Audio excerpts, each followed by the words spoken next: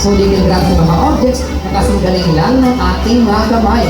Yes, ganyan na kayong mga tail.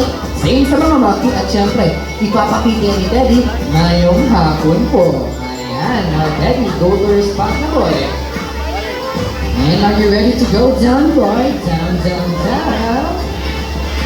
Now, ayan boy, pakita mo na sa kanila yung tail mo. Are you ready to down boy? Ayan. Down, Teddy boy. And there you go. So that is the hand-side aid in action. They move like the one to grab some fruits hanging from a branch. Palakpakan ni si Teddy guys. Now guys, may I direct you to your right side na naman. Now we call the older brother of Teddy, na si Uno. Ayan. Once again, that is Uno, our other Palawan bear cat. And pagpasensyahan lang si Uno kasi si Uno is medyo mahihain ko. Okay? Now guys, Palawan bear cat are endemic here in the Philippines. Ibig sabihin, dito lang sila sa Pilipinas makikita, particularly sa Palawan. Ayan.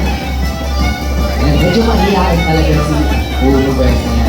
Antay ko na lang siya makapunta sa kanyang mini stage. Ayan. So the reason that there is bear in their names because they can stand up using their two hind legs at syempre, ipapakita yan ni Uno ngayong hapon up boy.